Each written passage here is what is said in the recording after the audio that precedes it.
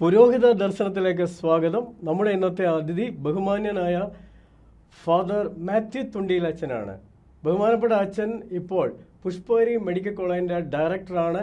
അച്ഛൻ നിരവധി സ്കൂളിൻ്റെ പ്രിൻസിപ്പളായി വിവിധ ഇടവകളിൽ ശുശ്രൂഷ ചെയ്തിട്ടുണ്ട്. മലങ്കര കത്തോലിക്ക സഭയിലെ ഒരു വന്യ പുരോഹിതനാണ്. പ്രിയപ്പെട്ട അച്ഛനെ ഞാൻ സ്വാഗതം ചെയ്യുന്നു. അച്ഛ നമസ്കാരം. നമസ്കാരം. അച്ഛ, എങ്ങനെയാണ് പൗരോഹിത ശുശ്രൂഷയിലേക്ക് അച്ഛൻ വരാനിടയായത്? എന്നുവെച്ചാൽ എൻ്റെ ചെറുപ്പം മുതലേ ഒരു കുഞ്ഞുനാൾ മുതലുള്ള ആഗ്രഹമാണ് ഒരു അച്ഛനാകുക എന്നുള്ളത്. അപ്പോൾ അതുകൊണ്ട് ആ ഒരു ആഗ്രഹത്തിലാണ് ചെറിയ ക്ലാസ് മുതൽ തന്നെ ഇങ്ങനെ വളർന്നു വന്നത്. പിന്നെ അൾത്താര ബാലനായിട്ട് ശുശ്രൂഷ നടത്തി. സ്കൂളിൽ പഠിക്കുന്ന സമയത്ത് പോലും നമ്മുടെ ഒരു ക്ലാസ്സിലൊക്കെ ചോദിക്കും ആരാവണം എന്നൊരു ചോദ്യം 4ാം ക്ലാസ്സിലോ മറ്റോ ചോദിച്ചിട്ട് അന്ന് പോലും ഞാനിങ്ങനെ പറഞ്ഞു അച്ഛനാവണം എന്ന് പറഞ്ഞിട്ടുണ്ട്. പിന്നെ അതിനകത്ത് ഒത്തിരി വളർത്തിയ ആളുകൾ എൻ്റെ വല്യപ്പച്ചൻ, അച്ചാച്ചൻ്റെ അപ്പച്ചൻ ഈ കാര്യത്തിൽ എന്നെ ഒരുപാട് വളർത്തിയ ആളാണ്. അപ്പച്ചനോടിൽ നിന്നാണ് സത്യത്തിലൊരു വലിയ ആത്മീയ ചൈതന്യം ലഭിച്ചു എന്ന് ഞാൻ വിശ്വസിക്കുന്നത്.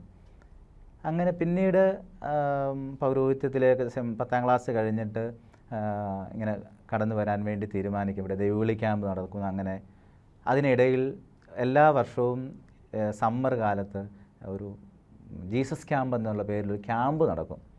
അപ്പോൾ ആ ക്യാമ്പിൽ നമ്മൾ ഷമ്മാശന്മാരെ കാണുക, അവരോട് പരിചയപ്പെടുക, പിന്നെ സിസ്റ്റേഴ്സിനെ കാണുന്നു. ഇങ്ങനെ ദൈവവിളി ഒരു സമയത്ത് ഇങ്ങനെ ലഭിച്ചു എന്നതിനേക്കാൾ ഒരു ഗ്രാജുവൽ ഗ്രോത്ത് ആയിരുന്നു ദൈവവിളിയിലേക്ക് പൗരോഹിത്യത്തിലേക്ക് കടന്നു വന്നു. ഓക്കെ, മാതാപിതാക്കൾ ഒരുപാട് പ്രാർത്ഥിച്ചിട്ടുണ്ടാവും ഇതിൻ്റെ പിന്നിൽ. തീർച്ചയായും. അതെന്തായിരുന്നു, എങ്ങനെയായിരുന്നു അതിൻ്റെ ഒരു അനുഭവം? അമ്മ പ്രാർത്ഥിക്കുക? സത്യത്തിൽ അമ്മ ഒരു സാധാരണ വീട്ടമ്മ. അച്ചാച്ചന് വളരെ കൂലിപ്പണിയൊക്കെ ചെയ്യുന്ന ഒരാൾ. ഞങ്ങൾ 3 മക്കളാണ്. ജീവിതത്തിൽ കുറച്ച് അധികം ബുദ്ധിമുട്ടിലൂടെ കടന്നു പോകാൻ ദൈവം അനുവദിച്ചിട്ടുണ്ട്. അത് ഇപ്പോൾ ചിന്തിക്കുമ്പോൾ നടത്തിയ വഴികളെല്ലാം അനുഗ്രഹത്തിൻ്റെ വഴികളായിരുന്നു എന്ന് ചിന്തിക്കും. ആ സമയത്തൊക്കെ ദൈവമുമ്പിൽ ആശ്രയം പ്രാപിക്കാൻ, പ്രാർത്ഥിക്കാൻ ഞാൻ ആവർത്തിച്ച് പറയുന്നു. അതിൽ എന്നെ കൂടുതൽ വളർത്തിയത് വല്യപ്പച്ചനാണ്. 2ാം ക്ലാസ് വരെ പഠിച്ചിട്ടുള്ളൂ അപ്പച്ചനോട് വർത്താനം പറയുമ്പോൾ. പക്ഷേ ബൈബിളിലെ സങ്കീർത്തനങ്ങൾ, പ്രാർത്ഥനകൾ എല്ലാം മനപ്പാടം. രാവിലെ 4 മണി, ഒട്ടും അതിശയോക്തിയില്ല, 4 മണിയാകുമ്പോൾ മനമേ പക്ഷി ഗണങ്ങൾ ആ പാട്ടൊക്കെ പാടി രാവിലെ നാട്ടുകാരെയൊക്കെ ഉണർത്തുന്ന അപ്പച്ചനാണ്. അങ്ങനെ ഒരു വല്യപ്പച്ചൻ്റെ സ്വാധീനവും പിന്നെ അപ്പൻ്റെ അമ്മയുടെയും പ്രാർത്ഥനകളും കൂടെയുള്ളവരെയൊക്കെ പിന്നെ ജീവിതാനുഭവങ്ങളും എന്നെ പൗരോഹിത്യത്തിലേക്കും ദൈവവിളിയിലേക്കും കൊണ്ടുവന്നു എന്ന് പറയുന്നതിൽ വലിയ സന്തോഷവും അഭിമാനവും. അച്ഛാ, ഇന്നത്തെ കാലഘട്ടം പോലെ സമൃദ്ധിയുടെ കാലഘട്ടമല്ലായിരുന്നു, കഷ്ടപ്പാടുകളുണ്ടായിരുന്നു. തീർച്ചയായും. കാർഷിക ബാക്ക്ഗ്രൗണ്ട് അല്ലായിരുന്നു. അതെ. അപ്പോൾ ആ കാർഷിക ബാക്ക്ഗ്രൗണ്ടിൽ അപ്പനും അമ്മയും വല്യപ്പച്ചനും ഒക്കെ കഷ്ടപ്പെടുന്ന സമയത്ത് കൃഷി ചെയ്യുമ്പോൾ അവർ പ്രാർത്ഥിക്കുമായിരുന്നു. തീർച്ചയായും. അതായിരുന്നു ഒരു അനുഭവം എന്ന് അച്ഛൻ പറയാൻ പറ്റുമല്ലേ? തീർച്ചയായിട്ടും. അവരുടെ പ്രാർത്ഥന, കഷ്ടപ്പാടുകൾ എന്ന് പറഞ്ഞാൽ വളരെ ബുദ്ധിമുട്ടുള്ള ഒരു കാലഘട്ടത്തിലൂടെ കടന്നു പോയിട്ടുണ്ട് സത്യത്തിൽ. പക്ഷേ ദൈവാശ്രയം അവരെ എന്നും ദൈവത്തിൽ ആശ്രയിക്കാനും ആ കുടുംബത്തെ മുമ്പോട്ട് കൊണ്ടുപോകാനും അപ്പനെയും അമ്മയൊക്കെ നിർബന്ധിച്ചു. എൻ്റെ വല്യപ്പച്ചനെ ആ ഒരു കുടുംബം അങ്ങനെ വളർന്നു വന്നത് അങ്ങനെയാണ്. തീർച്ചയായിട്ടും. ഓക്കെ, ഈ സൺഡേ സ്കൂൾ വേദപഠനം അങ്ങനെ ഒരു പദ്ധതി ഉണ്ടായിരുന്നു. അതിൽ ചെറുപ്പം മുതലേ അൾത്താര ബോയ് ആയിരുന്നപ്പം മുതലേ പോകാനായിട്ടൊക്കെ കഴിഞ്ഞിരുന്നു. അപ്പോൾ അതിൽ ആരാണ് സൺഡേ സ്കൂൾ അധ്യാപകനൊക്കെ ആരായിരുന്നു? സൺഡേ സ്കൂൾ അധ്യാപകൻ ഒരു ബേബിച്ചാൻ എന്ന് പറയുന്ന അച്ഛൻ ഇപ്പോഴും ഉണ്ട്. ബേബിച്ചാനാണ് സൺഡേ സ്കൂളിൻ്റെ ഹെഡ് മാസ്റ്ററൊക്കെ ആയിരുന്നു. ഞങ്ങൾ കുറച്ച് ചെറിയ കുഞ്ഞു പള്ളിയാണ്.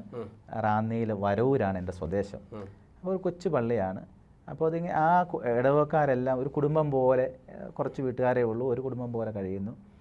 ഈ ബേബിച്ചാൻ എന്ന് പറയുന്ന ആളെ, അതുപോലെ തന്നെ ഞങ്ങളുടെ ഒരു വർഗീസ്, PC വർഗീസ് എന്ന് പറഞ്ഞൊരു ചായനുണ്ട്, കുഞ്ഞുട്ടിച്ചാൻ എന്നാണ് വിളിക്കുന്നത്. ഞാൻ എൻ്റെ സെമിനാരി ചേരണമെന്നുള്ള ആഗ്രഹം ആദ്യമായിട്ട് എൻ്റെ വീട്ടിൽ പറയുന്നതിന് മുമ്പ്, മറ്റാരോടും പറയുന്നതിന് മുമ്പ് പറഞ്ഞത് ഈ PC വർഗീസ് എന്ന് പറയുന്ന ഈ കുഞ്ഞുട്ടിച്ചാൻ എന്ന് പറയുന്ന അന്നത്തെ എൻ്റെ സൺഡേ സ്കൂളിൻ്റെ സാറായിരിക്കുന്ന ആ ചായനോടാണ് പറഞ്ഞത് എനിക്ക് സെമിനാരി പോവുക എന്ന് പറഞ്ഞത്. അത് എത്രാമത്തെ വയസ്സിൽ അങ്ങനെ തീരുമാനിച്ചത്? 10ാം ക്ലാസ്സിൽ. 10ാം ക്ലാസ്സിൽ പഠിക്കുന്ന സമയത്ത്.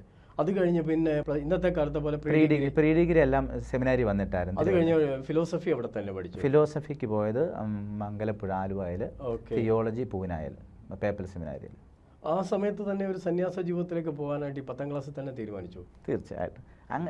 കൂടുതൽ കാര്യം അറിയാമോ എന്നുള്ളതിനെ കുറിച്ചൊന്നും അറിഞ്ഞുകൂടാ. ബാക്കി എന്താ സംഭവിക്കുന്നതെന്ന് അങ്ങനെ ഒന്നും അറിയില്ല. ശരിക്കും എന്താ പറയണത്, ദൈവത്തിന് വേണ്ടി അങ്ങ് സമർപ്പിതനാവുകയായിരുന്നു. തീർച്ചയായിട്ടും. അതൊരു ഒരു ഒരു ദൈവം വിളിക്കുന്നു, ഞാൻ പോകുന്നു എന്നുള്ളൊരൊറ്റ ചിന്തയേ ഉള്ളൂ. അതിനപ്പുറത്ത് മറ്റിനി എന്നാ വരാൻ പോകുന്നതെന്നൊന്നും ഫ്യൂച്ചറിനെ പറ്റി ചിന്തിച്ചിട്ടേ. അത് നല്ലൊരു കാര്യമാണല്ലോ, ദൈവം നടത്തി എന്നുള്ളതാണ്. ഓക്കെ. അച്ഛന് ഇപ്പോൾ പുഷ്പഗിരി മെഡിക്കൽ കോളേജിൻ്റെ അത്യുന്നതമായ ഒരു പൊസിഷനിലായിരിക്കുന്നത് ഡയറക്ടറായിട്ട് വരുന്നു. ദൈവം ഉയർത്തി എന്ന് പറയാൻ പറ്റുകയില്ലേ? അതല്ലാതെ മറ്റൊന്നുമല്ല. ദൈവം വളർത്തിയതും നിന്നതല്ല, എന്നെ നിർത്തിയതാണ്, നേടിയതല്ല, എല്ലാം തന്നതാണെന്ന് പൂർണ്ണ ഹൃദയത്തോടെ വിശുദ്ധ ബലി അർപ്പിക്കുമ്പോൾ ഞാൻ കർത്താവിനോട് പറയും. ഇന്ന് വരെ നടന്നതും നിന്നതുമെല്ലാം തമ്പുരാൻ നടത്തിയതുകൊണ്ട് മറ്റൊന്നും. ജീവിതത്തിൽ അതുകൊണ്ട് തന്നെ അച്ഛന് പറയാൻ പറ്റുമോ, പ്രാർത്ഥന ഒരു ഭയങ്കര ബലമാണ്, ശക്തിയാണെന്ന് പറയാൻ പറ്റും? തീർച്ചയായിട്ടും. 101% ഈ ബലിപീഠം തന്ന ബലമല്ലാതെ ഒന്നുമില്ല. ബലിപീഠത്തിൽ കെട്ടിപ്പിടിച്ച് കരയുമ്പോൾ ഒരു സുഖം ഉണ്ടാവില്ലേ? അതേ ഉള്ള ആശ്വാസം, അത് മാത്രമേ ഉള്ളൂ. അപ്പോൾ അച്ഛന് ഈ പൊസിഷന് മുമ്പ് തന്നെ ആദ്യത്തെ പോസ്റ്റിങ്ങിൽ സ്കൂളിൻ്റെ ചുമതല പ്രിൻസിപ്പളായി വർക്ക് ചെയ്തിട്ടുണ്ട്. ആ ഒരു മിനിസ്ട്രിയെ കുറിച്ച് എന്താണ് പറയാനുള്ളത്? ഹൈറേഞ്ചിലായിരുന്നു. ഹൈറേഞ്ചിൽ മേരിഗിരി, തോപ്രാംകുടി അടുത്ത് മേരിഗിരി എന്നൊരു പ്രദേശത്തായിരുന്നു ആദ്യം ഉണ്ടായിരുന്നത്. അവിടെ ഒരു 4-5 പള്ളികൾ ഞാനും ജേക്കബ് വാഴക്കുന്നത്ത് എന്ന് പറയുന്നത് എൻ്റെ ഒരു സുഹൃത്ത് അച്ഛനും കൂടിയാണ്. അച്ഛൻ സീനിയർ, എൻ്റെ ഒരു 3-4 വർഷം സീനിയറാണ്. അച്ഛൻ്റെ ജൂനിയറായിട്ടാണ് ഞാൻ അവിടെ ചെന്നത്. അപ്പോൾ ഞങ്ങൾ വളരെ ഹൈറേഞ്ചിൽ ദൈവിക ശുശ്രൂഷ നടത്തുന്നു. ഇപ്പോഴും എനിക്ക് ഭയങ്കര ഒരു ഓർമ്മിച്ചെടുക്കാൻ നല്ല കാലഘട്ടമാണ്. നൊസ്റ്റാൾജിയ ഫീലിംഗ് ആണ്. തീർച്ചയായിട്ടും. അവിടെ ജനത്തോട് വളരെ സാധാരണപ്പെട്ട മനുഷ്യൻ്റെ കൂടെ ആയിരിക്കാൻ, പ്രത്യേകിച്ച് സ്കൂള് ഞങ്ങൾ അവിടെ ചെല്ലുമ്പോൾ ഒരു ചെറിയ സ്കൂളാണ്. ഞാനവിടെ ചെല്ലുമ്പോൾ 7ാം ക്ലാസ് വരെയായി, 7, 8. പിന്നെ ഞങ്ങൾ ഒന്നിച്ച് അച്ഛൻ കൂടെ ഉണ്ടായിരുന്നു 2-3 വർഷം. അതിനുശേഷം +1, +2 വരെയൊക്കെ ആയി. ഒരു നല്ല രീതിയിൽ സ്കൂൾ വളർത്തിയെടുക്കും, ആ മിനിസ്ട്രി ചെയ്യാൻ വേണ്ടി കഴിഞ്ഞു. അതിനുശേഷം പിന്നീട് എവിടെയായിരുന്നു? മുണ്ടക്കയത്ത് വന്നു. മുണ്ടക്കയം സെൻറ്റ് ജോസഫ് സെൻട്രൽ സ്കൂളിൽ അവിടെ പള്ളിയുണ്ട്. കോരുത്തോട്, ചിറ്റടി, പിന്നെ മുക്കൂട്ടുതറ, എടകടത്തി, ഇങ്ങനെ 5 പള്ളികളും ഈ സ്കൂളും കൂടെയാണ്. അപ്പോൾ എൻ്റെ കൂടെ സഹായത്തിന് വേറൊരു അച്ഛനും ഉണ്ടായിരുന്നു. പിന്നെ സ്കൂളിൻ്റെ മാനേജരായിട്ടായിരുന്നു ആദ്യം, പിന്നീട് സ്കൂളിൻ്റെ പ്രിൻസിപ്പാളായി ഒരു 5 വർഷത്തോളം അവിടെ സേവനം ചെയ്തു. നമ്മുടെ കർത്താവിൻ്റെ ഏറ്റവും വലിയ മിനിസ്ട്രിയാണ് ഈ ടീച്ചിങ് മിനിസ്ട്രി. അതുപോലെ തന്നെ, അല്ലെങ്കിൽ അച്ഛൻ്റെ ഭാഷയിൽ പറഞ്ഞാൽ ഈശോ തമ്പുരാൻ്റെ ഏറ്റവും വലിയ മിനിസ്ട്രിയാണ് ടീച്ചിങ് മിനിസ്ട്രി. ആ ടീച്ചിങ് മിനിസ്ട്രിയിൽ എങ്ങനെയാണ് ഈ സഭ ഇങ്ങനെ അച്ഛനെ കൊണ്ടുവരാൻ ഇടയായത്? അത് നിമിത്തമല്ല, ദൈവത്തിൻ്റെ വിളിയാണെന്ന് ഞാൻ പറയും. തീർച്ചയായിട്ടും. അതെങ്ങനെയാണ്, എന്തുകൊണ്ടാണ് അതിനകത്ത് വരാൻ കഴിഞ്ഞു? B.Ed കഴിഞ്ഞു, അതുകൂടാതെ തന്നെ B.Ed കഴിഞ്ഞവരെല്ലാം പഠിപ്പിക്കണമെന്നില്ല. പക്ഷേ ഇങ്ങനെ ഒരു പാഷൻ ഉണ്ടാവാൻ കാര്യം സഭയ്ക്ക് എങ്ങനെയായി നിയോഗം തരാനായിട്ട് കഴിഞ്ഞത്? അതും ഒന്നും പ്ലാൻഡ് ആയിരുന്നില്ല. അവിടുത്തെ പള്ളിയിൽ ആദ്യം ചെന്ന് കഴിഞ്ഞപ്പോൾ അവിടുത്തെ കട്ടപ്പനയ്ക്കടുത്ത് ലബ്ബക്കട എന്നൊരു സ്ഥലമുണ്ട്. അവിടെ ഒരു പുതിയതായിട്ട് ആ വർഷം ഒരു B.Ed കോളേജ് തുടങ്ങി. ആ B.Ed കോളേജിൽ ഒരു സീറ്റ് കൂടെ ബാക്കിയുണ്ടെന്ന് പറഞ്ഞു. അപ്പം അവിടുത്തെ ക്ലാസ്സുകളെല്ലാം തീരാൻ പോകുന്ന സമയത്ത് ഒരു സീറ്റ് CST അച്ഛന്മാരുടെ നടത്തുന്നൊരു സ്കൂളാണ് B.Ed കോളേജ്. അപ്പോൾ അവിടെ ആ അവസാനത്തെ സീറ്റിൽ ദൈവം എനിക്കൊരു ചാൻസ് തന്നു. പഠിക്കാൻ പോയി. അവിടെ പോയി B.Ed കംപ്ലീറ്റ് ചെയ്തു. പിന്നെ അതിനുശേഷം നമുക്ക് തൊട്ടടുത്ത് അവിടെ തന്നെ സ്കൂളുണ്ടല്ലോ, ആ സ്കൂളിൽ തന്നെ പഠിപ്പിക്കുകയും കുഞ്ഞുങ്ങളോട് ഇടപെടാൻ, പ്രത്യേകിച്ച് എന്നും നമ്മളെ ഇങ്ങനെ പുതുതാക്കി സൂക്ഷിക്കാൻ ഈ കുഞ്ഞുങ്ങളോട് ഇടപെടുന്നതിൻ്റെ അത്രയും വേറൊരു മാർഗവുമില്ല. കാരണം പുതിയ ഇന്നോവേറ്റീവ് കാര്യങ്ങളൊക്കെ നമുക്ക് ചെയ്യാനും, പിന്നെ കുഞ്ഞുങ്ങൾക്ക് എന്നും പുതിയതാണല്ലോ കാര്യങ്ങൾ. സ്കൂളിൽ എന്നും ഇന്നത്തെ പ്രശ്നമല്ല ഇന്നത്തെ പ്രശ്നമല്ല നാളെ. നമുക്കൊരു പ്രീ പ്ലാൻഡ് പരിപാടി കൊണ്ട് പോകാനും പറ്റത്തില്ല. പക്ഷേ നന്നായിട്ട് എൻജോയ് ചെയ്തു ഞാൻ ആ സമയം. അത് അഭിനയ പിതാവ് മനസ്സിലാക്കിയതുകൊണ്ടാണ്. മുണ്ടക്കയത്ത് വലിയ സ്കൂളാണ്, 2500 പിള്ളേരുള്ളൊരു സ്കൂളായിരുന്നു. അപ്പോൾ ആ സ്കൂളിലേക്ക് പിതാവ് അപ്പോയിൻമെൻറ്റ് തന്നതൊക്കെ ആദ്യത്തെ സ്കൂളിലെ അനുഭവങ്ങളെ പിതാവ് കണ്ടതുകൊണ്ടായിരിക്കണം. ഓക്കെ, അതെല്ലാം ദൈവത്തിൻ്റെ നിയോഗമാണ്. തീർച്ചയായിട്ടും. അച്ഛാ, ഇന്നത്തെ ഒരു പശ്ചാത്തലത്തിൽ അച്ഛൻ സ്കൂളിലൊക്കെ പഠിപ്പിക്കുന്ന കുട്ടികളൊക്കെ ഏത് സഭയാണേലും ഇത്രമാത്രം ഒരു സമർപ്പണ ബോധമുണ്ടോ? അതുപോലെ തന്നെ കുട്ടികൾക്ക് ഏറ്റവും വലിയൊരു പ്രശ്നം അഡിക്ഷനാണ്. അത് ലഹരിയാവാം, മാധ്യമങ്ങളാവാം. അച്ഛൻ്റെ ഒപ്പീനിയൻ എന്താ? എന്തുകൊണ്ടാണ് നമ്മുടെ കുട്ടികൾ ഇങ്ങനെ ഈ ഒരു ലഹരി അവരുടെ ജീവിതത്തിൽ? പഠനമായിരുന്നു പണ്ട് ലഹരി, അതുപോലെ തന്നെ പഠിച്ചു മിടുക്കരാവണം. ഇന്ന് അതിൻ്റെ കൂടെ സൈഡ് ബിസിനസ്സായി പോകുന്നുണ്ടോ എന്ന് ഞാൻ ചിന്തിക്കുകയാണ്. അച്ഛൻ്റെ ഒപ്പീനിയൻ എന്താണ്? എനിക്കതിനെക്കുറിച്ച് രണ്ട് അഭിപ്രായമുണ്ട്. കുഞ്ഞുങ്ങൾ ബേസിക്കലി നല്ല മക്കളാണ്. നല്ല മക്കളാണ്. പക്ഷേ അവർ വളർന്നു വരുന്ന പരിതസ്ഥിതികൾ പലപ്പോഴും അവരെ അഫക്റ്റ് ചെയ്യുന്നുണ്ട്. അവർ ഇടപെടുന്ന കൂട്ടുകാർ, കുടുംബത്തിലെ സാഹചര്യം, അവർക്ക് ലഭിക്കുന്ന ഇടങ്ങൾ എല്ലാം അവരെ ഇങ്ങനെ സ്വാധീനിച്ചുകൊണ്ടേയിരിക്കുകയാണ്. അതുകൊണ്ടാണ് പല മക്കളും നമുക്ക് കൈവിട്ടു പോകുന്നതായിട്ട് തോന്നുന്നത്. ഇപ്പോൾ ഞാൻ ആത്മാർത്ഥമായി വിശ്വസിക്കുകയും ഞാൻ ഇടപെടുകയും ചെയ്യുന്ന ഒരു ബോധ്യം, കൈ എത്തിപ്പിടിക്കാവുന്ന ദൂരത്തിലാണ് നമ്മുടെ മക്കളെല്ലാവരും എന്നുള്ള ചിന്ത. ആരും അത്രത്തോളം നഷ്ടപ്പെട്ടു പോയിട്ടില്ല. തിരികെ എടുക്കുക. അഡിക്ഷൻ്റെ കാര്യം അച്ഛൻ പറഞ്ഞു, സത്യമാണ്. ചിലപ്പോൾ തോന്നും. ചില ക്ലാസ്സുകളിൽ കുഞ്ഞുങ്ങൾ ഇരിക്കുന്ന കണ്ടാലും, ചിലപ്പോൾ അവരുടെയൊക്കെ വേഷവിധാനങ്ങളും രീതികളും കണ്ടാലും അങ്ങനെയുള്ള കാര്യങ്ങളൊക്കെ ഇടപെടേണ്ടി വന്നിട്ടുണ്ട്. പക്ഷേ എന്നാലും ഞാൻ പറയുന്നു, ബേസിക്കലി ഈശോ കർത്താവ് സൃഷ്ടിച്ചത് നന്നായിട്ട് തന്നെ, എല്ലാം നല്ലതായിരിക്കും തന്നെയാണ് ദൈവം കണ്ടത്. ചില സാഹചര്യങ്ങളിലൊക്കെ മാറിപ്പോകുന്നുണ്ട്. ഓക്കെ, നമുക്ക് രൂപപ്പെടുത്താൻ പറ്റുന്ന ഒരു തലമുറയാണ് കുഞ്ഞുങ്ങൾ. തീർച്ചയായും. ഞാനിപ്പം വർക്ക് ചെയ്യുന്നുണ്ട് സൺഡേ സ്കൂൾ കുട്ടികളുടെ ഇടയിലൊക്കെ. എൻ്റെ വൈഫ് വർക്ക് ചെയ്യുന്നുണ്ട്. പക്ഷേ എനിക്ക് തോന്നുന്നത് നമുക്ക് അച്ഛൻ പറഞ്ഞ പോലെ കൈയെത്തി പിടിക്കാവുന്ന ദൂരമാണ്. പേരൻസ് കൂടെ ഒന്ന് പ്രോത്സാഹിപ്പിച്ചാൽ ഒരു കളക്റ്റീവ് വർക്കാണ്. പാരീഷിലൊക്കെ ആണെങ്കിലും പേരൻസ് കൂടെ ടീച്ചേഴ്സും എല്ലാം കൂടെ വിചാരിച്ചാൽ, പ്രത്യേകിച്ച് വേദപഠനമൊക്കെ കൊടുത്താൽ നല്ലതായിരിക്കും. അച്ഛാ, നമ്മൾ വന്ന സാഹചര്യം നമ്മളെ സ്വാധീനിച്ചത് സൺഡേ സ്കൂൾ അധ്യാപകരുടെയും വചനം പഠിപ്പിക്കുന്നതുകൊണ്ടാണ്. തുണ്ടിയിലച്ഛൻ വചനത്തിന് നല്ല ഊന്നൽ കൊടുക്കുന്നുണ്ട്. അച്ഛൻ്റെ പ്രസംഗങ്ങളൊക്കെ എനർജറ്റിക് ആയിട്ടാണ്. ഈശോ അല്ലെങ്കിൽ കർത്താവിനോട് ബന്ധിപ്പിക്കാനുള്ള പ്രസംഗങ്ങളാണ്. ആ ഒരു പാഷൻ അല്ലെങ്കിൽ ആ ഒരു കമ്മിറ്റ്മെൻറ്റ് എങ്ങനെയാണ് ഈ ഉത്ബോധം കൂടുതൽ കിട്ടുന്നത്? നമ്മളെല്ലാം പ്രസംഗിക്കുന്നു, പക്ഷേ വചനം, the word of God is dependable and eternal and test worthy നമ്മൾ പറയാറുണ്ട്. ഈ വചനം എങ്ങനെ ബൈബിൾ സെമിനാരി പഠിച്ചു എന്നതിലുപരിയായി ഇത് എന്തുകൊണ്ടാണ് ഇങ്ങനെ ഒരു ആവേശം കാണിക്കുന്നത്? ഈശോയോട് ബന്ധിപ്പിക്കണം, കർത്താവിനോട് ബന്ധിപ്പിക്കണം. വചനത്തോട് ചേർന്ന് നിൽക്കുക എന്നുള്ളത് പൗരോഹിത്യം സ്വീകരിച്ച അന്നോ അല്ല അതിന് മുമ്പോ മുതലേ ദൈവം എന്നിലിങ്ങനെ കുത്തിവെച്ചേക്കുന്ന കാര്യം പോലെ എനിക്ക് തോന്നുന്നുണ്ട്. അത് ഇൻസ്റ്റിൽ ചെയ്തേക്കാണ് ഈശോ. അത് പറയാൻ, പ്രസംഗിക്കാൻ, കൊടുക്കാൻ ദൈവം എന്നെ ഒരു ഉപകരണമാക്കുന്നു എന്ന് തോന്നുന്നുണ്ട്. അതിനകത്ത് ഞാൻ മടിക്കേണ്ട കാര്യമില്ല. സുവിശേഷം പറയാനുള്ളതാണ്. പൗലോസ്ലീഹയെ പോലെ സുവിശേഷം I am not ashamed of the gospel. അത് നമ്മുടെ പുരോഹിതൻ്റെ ദൗത്യത്തിൻ്റെ ദർശനമാണ്. അപ്പോൾ അത് ദൈവം എന്നെ ഏൽപ്പിച്ചിരിക്കുന്ന ഒരു ഉത്തരവാദിത്വം തന്നിട്ടുണ്ടെങ്കിൽ അതെനിക്ക് ചെയ്യാനും അതിൻ്റെ പൂർണ്ണതയെ കൊടുക്കണം ആഗ്രഹമുണ്ട്. അതുകൊണ്ട് വചനത്തോട് ഞാൻ ഇന്ന് പോരുമ്പോൾ, ഈ പ്രോഗ്രാമിന് പോരുമ്പോൾ കർത്താവിൻ്റെ വചനം എടുത്ത് അത് നമ്മൾ പറയും അങ്ങനെ വചനം വായിക്കേണ്ട ആൾ. പക്ഷേ അതെന്തുകൊണ്ടോ എനിക്ക് അന്ധവിശ്വാസത്തിൻ്റെ ഭാഗമല്ല. പോരുമ്പോൾ ഞാനൊരു വചനം എടുത്തു. പ്രഭാഷകം 34-ാം അധ്യായം 35-ാം അധ്യായം. വിധവയുടെ പ്രാർത്ഥന കർത്താവ് കേൾക്കുന്നു. ഇത് എന്നോട് പറഞ്ഞത് എന്തിനാണ്? ആരുടെ വാക്കുകൾക്കും ദൈവത്തിൻ്റെ മുമ്പിൽ നീ ഇപ്പോൾ പറയാൻ പോകുന്നത് കർത്താവിൻ്റെ വചനം. എന്നെ ഇവിടെ ഇരുത്തിയത് ഈ കർത്താവിൻ്റെ പുരോഹിതൻ എന്നുള്ള നിലയിലാണ്. ആ വചനം ഞാൻ പറഞ്ഞുകൊണ്ടേയിരിക്കണം, കർത്താവിന് വേണ്ടി സംസാരിച്ചു. ഓക്കെ അച്ഛാ, നമ്മുടെ ഇന്നത്തെ ഒരു കാലഘട്ടത്തിൽ നമ്മൾ രണ്ടുപേരും മലങ്കര മാർ തോമസ് സുറിയാനി സഭയുടെ പ്രതിനിധി, അതിൻ്റെ ഭാഗം, അതിൻ്റെ പുരോഹിതനുമാണ്. അച്ഛൻ മലങ്കര കത്തോലിക്ക സഭയിലെ പുരോഹിതനാണ്. അപ്പം നമുക്ക് ഈ വചനം കൺവെൻഷനുകളുണ്ട്.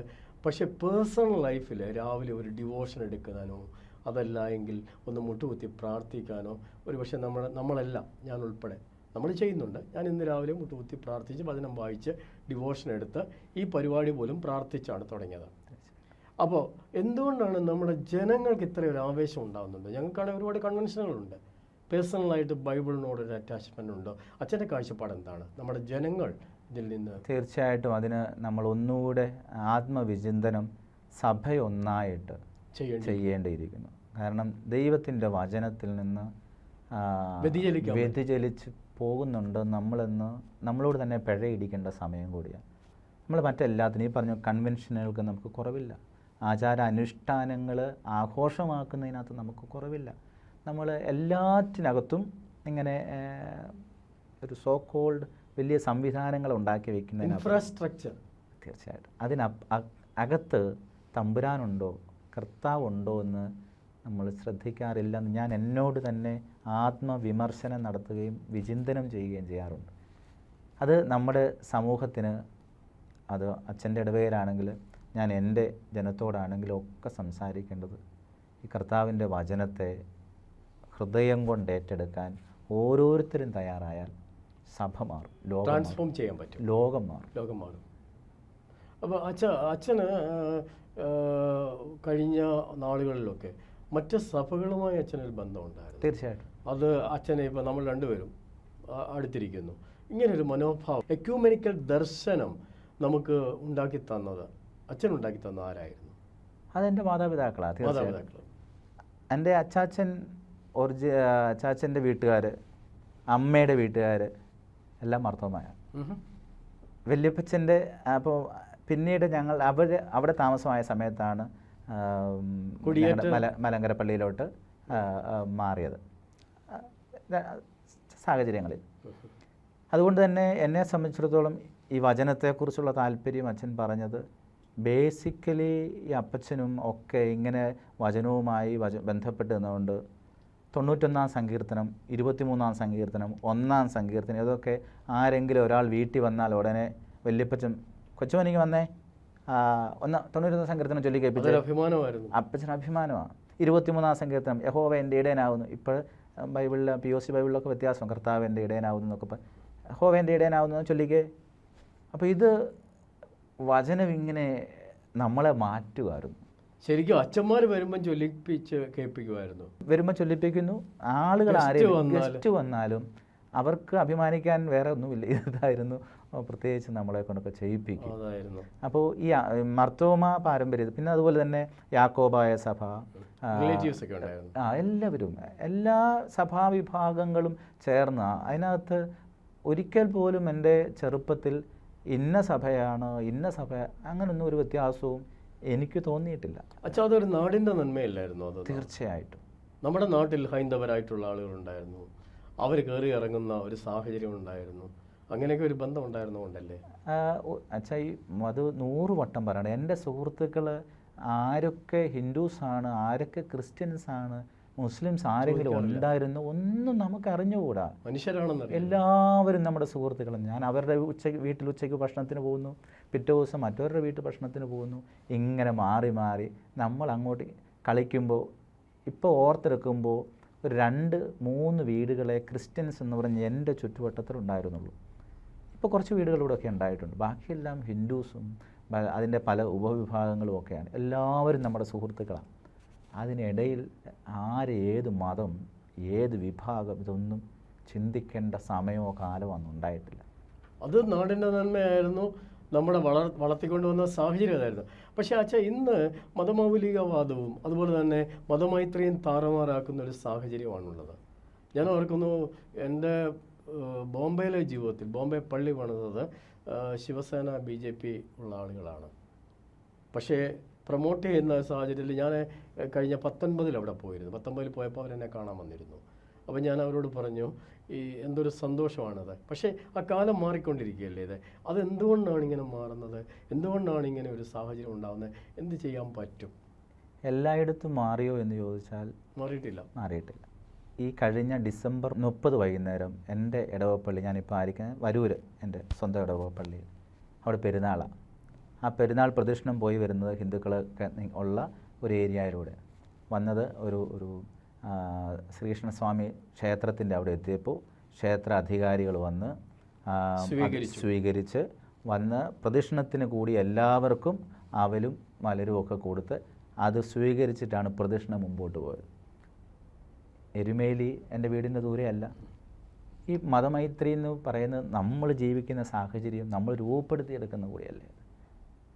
ചിലയിടത്ത് ചിലതൊക്കെ വിപ്ലവ പ്രശ്നങ്ങളൊക്കെ ഉണ്ട്, അതിനെ തമസ്കരിക്കുകയല്ല, ഉണ്ട്. പക്ഷേ അതിനപ്പുറത്ത് മനുഷ്യനെ ഒന്നായി കാണാനുള്ള വലിയ മനോഭാവം ദൈവം നമ്മിൽ തന്നിട്ടുണ്ട്. അതുപോലെ തന്നെ മദർ തെരേസ പറഞ്ഞിരിക്കുന്ന പോലെ അമ്മ പറഞ്ഞത് സ്നേഹം കൊണ്ട് കീഴ്പ്പെടുത്താൻ പറ്റും. അച്ഛന് സ്കൂളിലെ ചരിത്രം പറഞ്ഞു. കർത്താവിൻ്റെ മിനിസ്ട്രിയാണ് healing ministry, teaching ministry, preaching ministry. Preaching മിനിസ്ട്രിയെ പറ്റി പറഞ്ഞു. ഇതുപോലെ ഒരു എന്താ പറയുക സമന്വയിപ്പിച്ച ഒരു മിനിസ്ട്രി കർത്താവ് ചെയ്തപ്പോൾ അതിന് നമുക്ക് ഭാഗവാക്കാകാൻ കഴിയുന്ന വലിയ ഭാഗ്യമാണ്. ഇപ്പോൾ അച്ഛന് പുഷ്പഗിരി മെഡിക്കൽ കോളേജിൻ്റെ ഡയറക്ടറായിട്ട് വർക്ക് ചെയ്യുന്നു. അവിടെ ഒരു ഹീലിംഗ് മിനിസ്ട്രി ഉണ്ട്. അതുപോലെ തന്നെ അച്ഛൻ്റെ ജോലി അഡ്മിനിസ്ട്രേഷനാണ്. എങ്ങനെ ഇതെല്ലാം കാര്യങ്ങൾ നടത്തണം, എന്താ പറയുക, ജോലിക്കാരെ മെയിൻറ്റെയിൻ ചെയ്യണം, ഇതെല്ലാം ഉണ്ടാവും. എന്നാൽ അതിനപ്പുറമായി അച്ഛൻ ഒരു രോഗിയുടെ കിടക്കയിലെടുത്ത് പോകുന്നു. അത് എൻ്റെയൊക്കെ ജീവിതത്തിലുണ്ടായിട്ടുള്ള കാര്യമാണ്. അപ്പോൾ ഞാൻ പറയുന്നത്, അത് ഒരച്ഛൻ വന്ന് രോഗശയ്യയിൽ ഞാൻ കിടക്കുമ്പോൾ എൻ്റെ അടുത്ത് നിന്ന് കയ്യെ പിടിച്ച് എനിക്ക് വേണ്ടി പ്രാർത്ഥിക്കുമ്പോൾ, ഞാൻ പുരോഹിതനാണെങ്കിൽ പോലും എനിക്കൊരു സുഖമുണ്ടായിരുന്നു, എനിക്കതിന് കടപ്പാടുമുണ്ടായിരുന്നു. അച്ഛൻ്റെ ഈ എക്സ്പീരിയൻസ് ഒന്ന് പറയാൻ പറ്റുമോ? അച്ഛൻ ഹോസ്പിറ്റൽ മിനിസ്ട്രിയിലേക്ക് അഭിമന്യ പിതാവ് എന്നെ നിർബന്ധിച്ചാണ് വിട്ടത്. സന്തോഷത്തോടെ ഞാൻ സ്വീകരിക്കുന്നു. കർത്താവിൻ്റെ സൗഖ്യ ശുശ്രൂഷയിൽ പങ്കെടുക്കാൻ ദൈവം അനുവദിക്കുന്ന ഒരു സന്ദർഭമാണ്. പ്രത്യേകിച്ച് നമ്മുടെ തിരുവല്ല ഏരിയയിൽ, മധ്യ തിരുവിതാംകൂറിൻ്റെ ഈ പശ്ചാത്തലത്തിൽ എല്ലാ നന്മകളും അതിന് അർഹരായവർക്ക് കൊടുക്കാൻ കഴിഞ്ഞ 65 വർഷത്തോളമായി പുഷ്പഗിരി ഹോസ്പിറ്റൽ ഇങ്ങനെ നിൽക്കുന്നു. ആദ്യം ഒരു 8 ബെഡ് ഉള്ള ചെറിയ ഒരു സംവിധാനമായിട്ട് തുടങ്ങിയതാണ് നമ്മുടെ ഹോസ്പിറ്റൽ. അത് പ്രത്യേകിച്ച് അന്നത്തെ കാലത്ത് സ്ത്രീകൾക്ക്, പ്രഗ്നൻ്റ് ലേഡീസിന് അവർക്ക് മരണനിരക്ക് കൂടുന്നു, കുഞ്ഞുങ്ങളുടെ മരണനിരക്ക് കൂടുന്നു എന്ന് കണ്ടതുകൊണ്ട് അന്നത്തെ മെത്രാപ്പോലിത്ത അതിനുവേണ്ടി അന്നത്തെ അരമനയാണ്, ചെറുപുഷ്പഗിരി അരമനയാണ് ഇപ്പോൾ ഹോസ്പിറ്റലായിട്ട്, പുഷ്പഗിരി ഹോസ്പിറ്റലായിട്ട് മാറിയിരിക്കുന്നത്. അപ്പോൾ അങ്ങനെ ഒരു ദൗത്യത്തിൽ, ദർശനത്തിൽ തുടങ്ങിയതാണ് ഈ ഹോസ്പിറ്റൽ.